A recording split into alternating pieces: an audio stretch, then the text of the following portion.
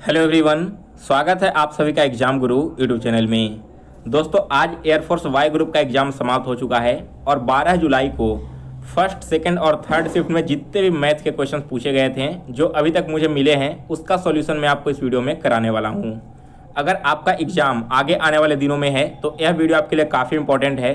Maths में questions किस प्रकार के पूछे जा रहे हैं और कौन कौन से चैप्टर से आ रहे हैं, ये सारी चीज़ें आपको इस वीडियो में क्लियर हो जाएगी। दोस्तों, अगर बात करें मैथ्स के लेवल की तो पिछले साल के कंपैरिजन में इस साल का लेवल थोड़ा सा तो आसान है, लेकिन जो क्वेश्चंस आ रहे हैं वो आपके टोटल सिलेबस से आ रहे हैं। यानी कि जो चैप्टर्स आपको पढ़ने हैं एयरफोर्स के लिए उन सारे चैप्टर से इस बार क्वेश्चन पूछे जा रहे हैं।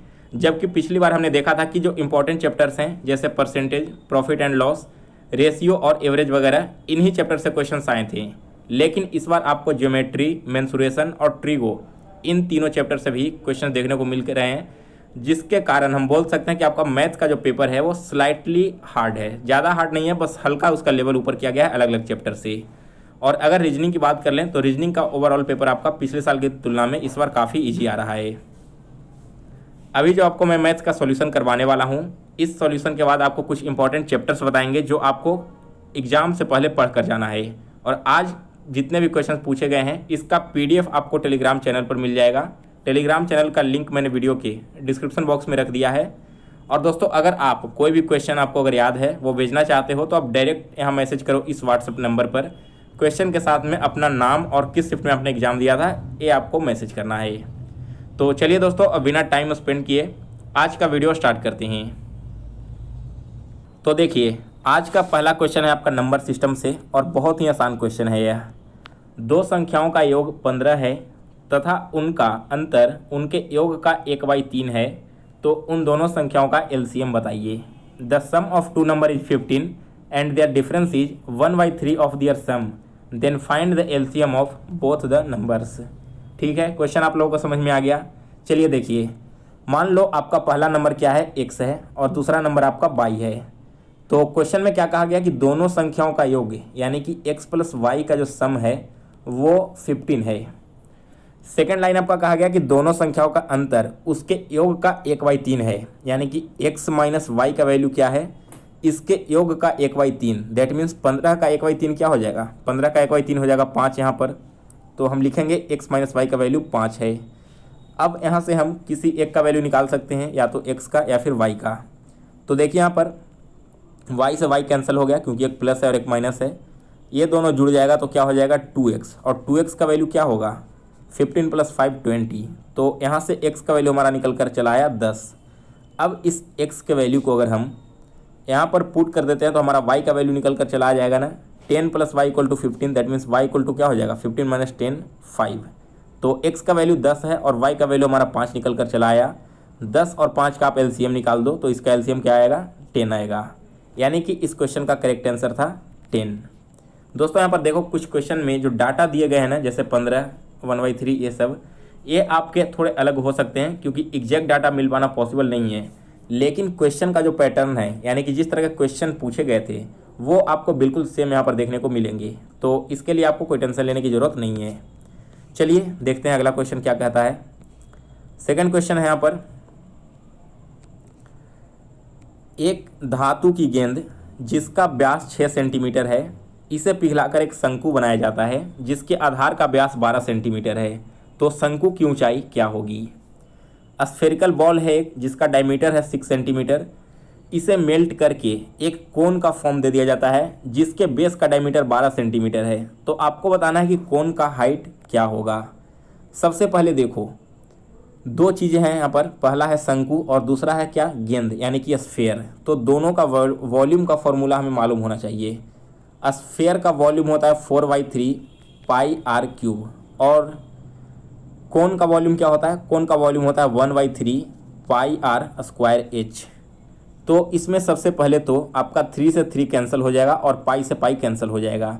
इधर क्या बचा, केवल इधर बचा 4r³। तो अब देखो स्फेयर का रेडियस क्या है, स्फेयर का व्यास यानी कि डायमीटर है 6 सेंटीमीटर, यानी कि इसका रेडियस क्या हो जाएगा 3 सेंटीमीटर। तो 3 का क्यूब आप करोगे तो क्या हो जाएगा, 3 का क्यूब हो जाएगा 27 और 27 × 4 हम यहाँ पर लिख देंगे। इक्वल्स टू में इधर क्या आ जाएगा r² × h। अब देखो कोन का रेडियस क्या दिया गया है, कोन का डायमीटर दिया गया 12 सेंटीमीटर, तो इसका रेडियस 6 सेंटीमीटर हो जाएगा और 6 का स्क्वायर है यहाँ पर यानी कि 36 लिख देंगे और इंटू एच कर देंगे। तो अब हम आसानी से एच का वैल्यू यहाँ से फाइंड कर सकते हैं। इस 36 को यहाँ नीचे लेकर चले आइए तो क्या हो जाएगा, 4 से 9 टाइम्स कैंसिल होगा और 9 से 27 3 टाइम्स कैंसिल होगा। तो एच का वैल्यू हमारा क्या बच गया, एच का वैल्यू यहाँ पर बच गया 3 सेंटीमीटर, यानी कि इस कोन का हाइट 3 सेंटीमीटर है। आप सभी को क्वेश्चन समझ में आ गई। चलिए, अगर कोई क्वेश्चन में प्रॉब्लम होती है तो आप कमेंट कर दीजिए, नेक्स्ट वीडियो में आपको क्लियर कर दूंगा। अगला क्वेश्चन अब देखेंगे। अगला क्वेश्चन देखो, थोड़ा सा कॉन्सेप्चुअल क्वेश्चन आया था टाइम एंड डिस्टेंस से। तीसरा क्वेश्चन क्या है, एक विद्यार्थी साइकिल से 8 किलोमीटर प्रति घंटे की रफ्तार से चलने पर अपने विद्यालय 2.5 मिनट देरी से पहुंचता है।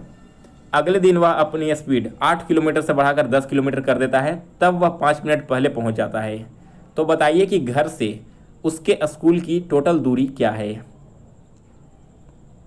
सबसे पहले यहाँ पर देखो, आपका स्पीड दिया गया है किलोमीटर पर आवर में, लेकिन टाइम दे दिया गया है मिनट में। तो क्या करेंगे, हम इस मिनट वाले टाइम को आवर्स में पहले कन्वर्ट कर लेंगे, फिर हमें सॉल्यूशन करना आसान होगा। उससे पहले देखो, अगर वो 2.5 मिनट देर से पहुंच रहा है पहली बार और दूसरी बार 5 मिनट पहले पहुंच जा रहा है, तब हम क्या करते हैं, यहाँ पर दोनों को ऐड कर देते हैं 2.5 + 5। लेकिन वहीं अगर वो पहले देरी से पहुंच रहा था फिर से देरी से ही पहुंचता है, तब इस कंडीशन में हम क्या करते हैं, यहाँ पर माइनस करते हैं। लेकिन यहाँ पर पहले वाले स्पीड में वो थोड़ा लेट से पहुंच रहा है और दूसरे वाले स्पीड में जल्दी पहुंच जाता है, इस कारण से हम क्या करेंगे, दोनों ही टाइम को यहाँ पर ऐड कर देंगे। तो 2.5 + 5 क्या हो जाएगा, 7.5 मिनट्स में। और मिनट्स को अगर आपको आवर्स में चेंज करना है तो 60 से डिवाइड करना होगा, पॉइंट हटाओगे तो नीचे एक शून्य और आ जाएगा। इसे यहाँ पर सॉल्व करोगे तो इसका वैल्यू आएगा 1/8 आवर्स। इस वैल्यू को आप लोग याद रखिए। अब वापस से आ जाओ क्वेश्चन की ओर। देखो, पहला स्पीड है 8 किलोमीटर प्रति घंटे और दूसरा स्पीड है 10 किलोमीटर प्रति घंटे। मान लो घर से उसके स्कूल की दूरी टोटल x किलोमीटर है, तो अगर x किलोमीटर की दूरी वो 8 किलोमीटर प्रति घंटे की रफ्तार से तय करता है और x किलोमीटर की दूरी वो 10 किलोमीटर प्रति घंटे की रफ्तार से तय करता है, तो दोनों के बीच जो उसका टाइम का डिफरेंस आ रहा है ना, वो आ रहा है 1/8 आवर्स का। हमें फाइंड करना है उसका डिस्टेंस यानी कि x का वैल्यू। तो अब वो यहाँ से आसानी से निकाल सकते हैं। 8 और 10 का एलसीएम क्या होगा, इसका एलसीएम हो जाएगा 40।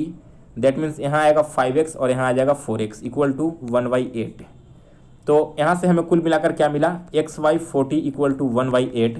दैट मीन्स x = क्या होगा, 40/8 और 8 से 40 कैंसिल होगा 5 टाइम्स। दैट मीन्स कि घर से उसके स्कूल की दूरी क्या है, 5 किलोमीटर की दूरी है। नेक्स्ट देखेंगे, क्वेश्चन नंबर 4 है। ट्रिग्नोमेट्री का जो क्वेश्चन पूछा जा रहा है ना, बहुत ही आसान है। फर्स्ट शिफ्ट में भी बिल्कुल इजी क्वेश्चन आया था और सेकंड में भी वैसा ही पूछा गया है। यहाँ पर आप देखो, वैल्यू ऑफ sec 45 + tan 45। तो अगर आपको वैल्यू याद होगा तो आप 8 से 10 सेकंड के अंदर ही इस क्वेश्चन का सॉल्यूशन कर दोगे। देखो यहाँ पर सबसे पहले हमें sec 45 का वैल्यू पता करना है।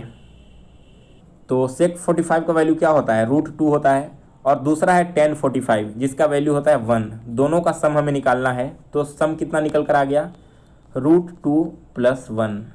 अब अगर आपका ऑप्शन डायरेक्ट इस तरह से दिया हुआ है तब सही है, अगर नहीं दिया हुआ है तब आपको इसे रेशनलाइज करना होगा, यानी कि √2 - 1 × इस तरह से आपको इसे रेशनलाइज करके फाइनल आंसर निकालना होगा।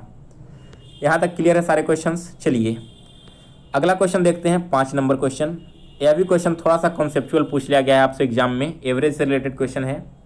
देखिए क्या है, 8 पुरुषों की औसत आयु में 2 वर्ष की वृद्धि हो जाती है जब उनमें से 2 पुरुष जिनकी उम्र 21 वर्ष और 23 वर्ष है को 2 नए पुरुषों द्वारा बदल दिया जाता है। तो नए पुरुषों की औसत आयु क्या है। देखो क्वेश्चन आपको देखने में बहुत ज़्यादा कंसेप्चुअल लग रहा होगा, बहुत लंबा चौड़ा, लेकिन इस क्वेश्चन को सॉल्व करने का सबसे बेस्ट और सबसे इजी तरीका मैं आपको बता रहा हूँ। जब भी इस तरह के क्वेश्चंस आएँ जिनमें से किन्हीं 1-2 लोगों को निकाल दिया जाता है और उनकी जगह 2 नए लोगों को शामिल कर लिया जाता है, तब हम क्या करेंगे, सबसे पहले जो निकाले गए हैं लोग उनका एज काउंट कर लो। पहले व्यक्ति का एज है 21 और दूसरे व्यक्ति का एज है 23। दोनों को काउंट करोगे तो क्या होगा, 44 होगा। अब देखो टोटल 8 पुरुष हैं जिनका एवरेज 2 वर्ष बढ़ रहा है, यानी कि टोटल कितना वर्ष बढ़ेगा, 8 पुरुष का 2 वर्ष बढ़ रहा है, दैट मीन्स 16 ईयर यहाँ पर इंक्रीज कर रहा है। तो जो निकले व्यक्ति उनकी आयु थी 44, ठीक है, जो निकल गए व्यक्ति उनकी आयु थी 44 और जो ऐड हुए हैं उनका आयु है 16 यहाँ पर टोटल ऐड करके। तो दोनों को ऐड कर देंगे तो हमारे पास क्या निकल कर आ जाएगा, यहाँ से हमें मिल जाएगा 60। ठीक है, हमारा फाइनल नंबर आ गया। लेकिन हमसे पूछा क्या गया है कि दोनों जो नए पुरुष आए हैं इनका एवरेज निकालना है, ना कि उनके ईयर्स का सम। तो 60 को हम क्या कर देंगे, दो लोगों का एवरेज निकालना है तो 2 से डिवाइड, दैट मीन्स इसका करेक्ट आंसर होगा 30 ईयर्स। नेक्स्ट देखेंगे अगला क्वेश्चन। तो देखिए यहाँ पर जो नेक्स्ट क्वेश्चन आया है वो आपका प्रोबेबिलिटी से रिलेटेड। ठीक है, इसमें देखो क्या है, एक बॉक्स में 6 काली गेंदें तथा 8 सफ़ेद गेंदें हैं। उनमें से एक गेंद को निकाली गई है, तो सफ़ेद गेंद की प्रायिकता क्या होगी। अ bag contains 6 black and 8 white balls, 1 ball is drawn at random, what is the probability that ball drawn is white. ठीक है, क्वेश्चन को समझ लो। एक बॉक्स है जिसमें 6 ब्लैक बॉल्स हैं और 8 वाइट बॉल्स हैं। इनमें से रैंडमली यानी कि कोई भी एक बॉल निकाल लिया जाता है, तो वो जो बॉल निकला है उसके वाइट होने की प्रोबेबिलिटी कितना है यह आपको बता देना है। प्रोबेबिलिटी निकालने का फॉर्मूला क्या होता है, जिसका प्रोबेबिलिटी निकालना है उसे ऊपर लिखना है और टोटल आउटकम्स को आपको नीचे ऐड कर देना है।